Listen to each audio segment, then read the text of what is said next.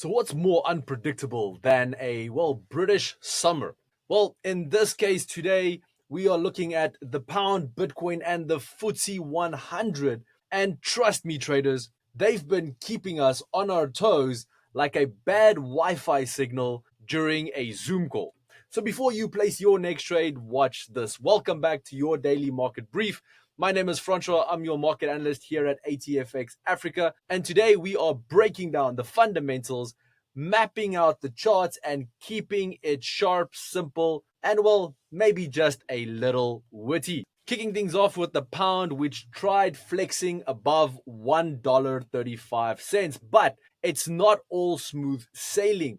On the one hand, weak US jobs data has traders piling into bets that the Fed will cut rates next week. Markets are fully pricing in 3 rate cuts now by year end, with September 17 circled in red. That kind of dollar weakness gave the sterling a boost. But hold on. Back in the UK, Governor Andrew Bailey is playing his usual poker face, warning MPs that there's considerably more doubt about rate cuts and in physical uncertainty ahead of November's autumn budget. And the pound still feels a bit jittery at this point in stage. Having a look at the chart, GBP USD is trading near 1.355, just under Thursday's highs. Immediate resistance currently sits at 1.36. A break above that could open the door towards 1.38, which would be its highest since 2021. On the downside, support sits at the 9-day moving average around that 1.351 and deeper at 1.336. Lose those levels and sterling could stumble all the way back towards 1.325.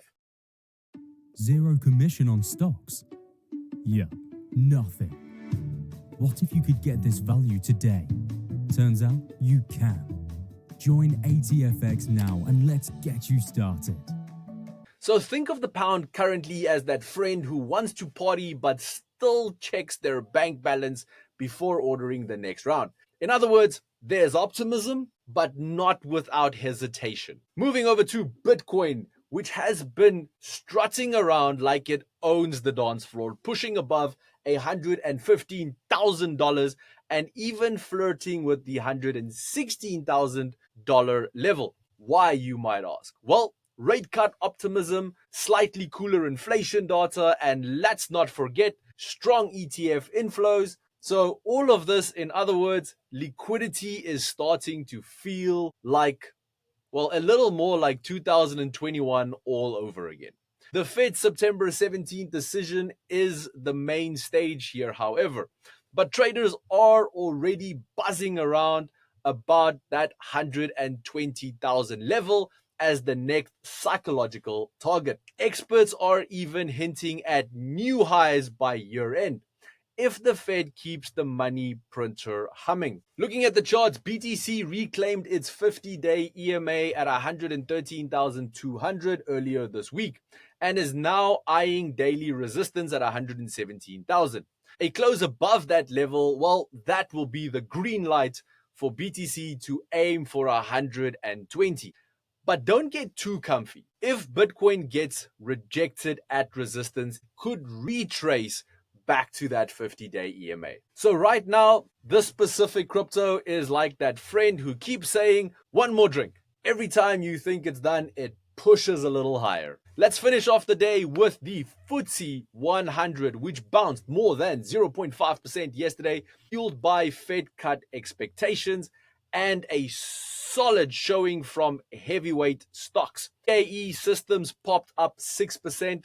Compass Group got an upgraded boost, and Rolls-Royce along with GSK chipped in too. Basically, the index had a strong lift that overpriced London's Uber. Meanwhile, the ECB kept rates unchanged, pausing after last quarter's cuts. And in anticipation for the UK GDP data that will be released later today, and the BOE's decision next week, and the FTSE has some interesting catalysts lined up. This specific index is currently sitting around 9,300 points with, well, just shy of its record high of 9,358.9 set back in August. Resistance is, well, at that peak. If we break it and we are in uncharted waters. Support, on the other hand, comes in at 9,285 with deeper backing near 9,100. My apologies. A failure to hold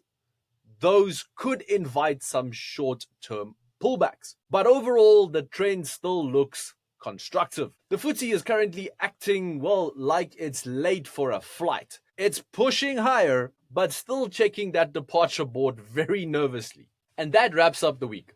The dust has settled after yesterday's CPI.